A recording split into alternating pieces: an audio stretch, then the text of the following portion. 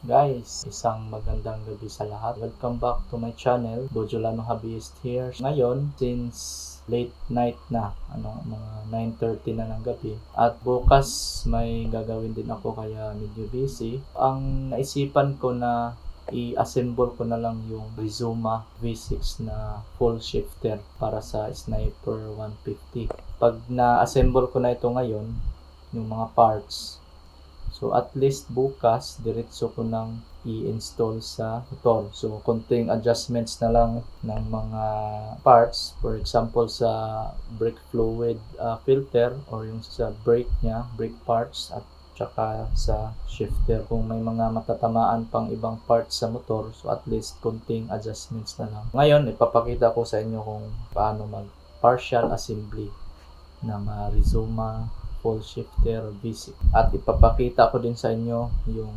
actual na RIZOMA. Ayan guys, pag bukas nyo ng box, nabili ko lang ito sa Shopee. Yung seller ay tinakpan niya ng carton yun, yung may plastic na parts para maprotektahan yung parts ng RIZOMA V6. RIZOMA V6. So ito yung box niya, nakapatong tong dalawa. So, ito yung parts, yung bracket, may bracket pa sa ilalim.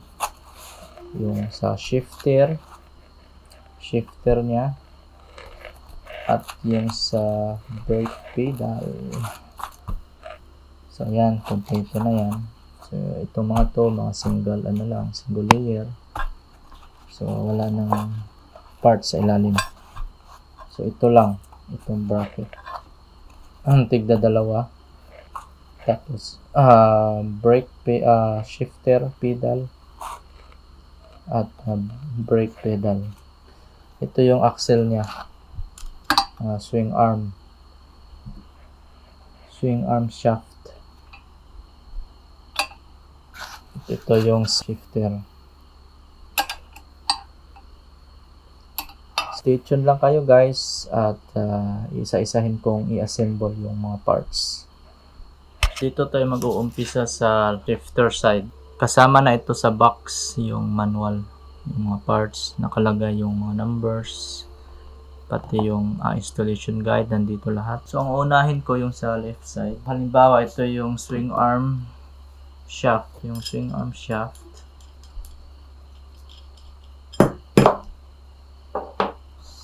Ito yung bracket.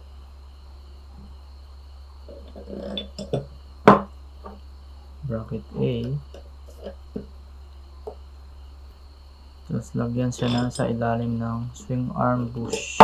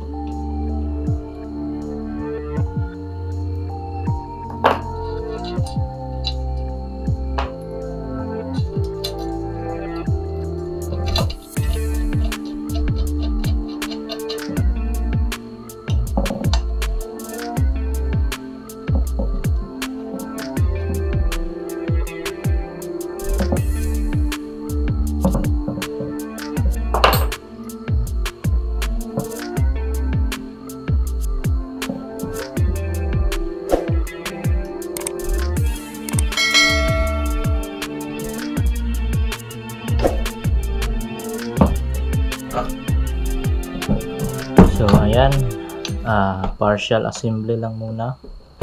Kasi yung ibang parts ay connected na to sa motor. Ito na yung pang bracket sa motor. Ito yung cover sa sprocket. Ito lang muna yung i-assemble. Yung sa shifter, sa brake.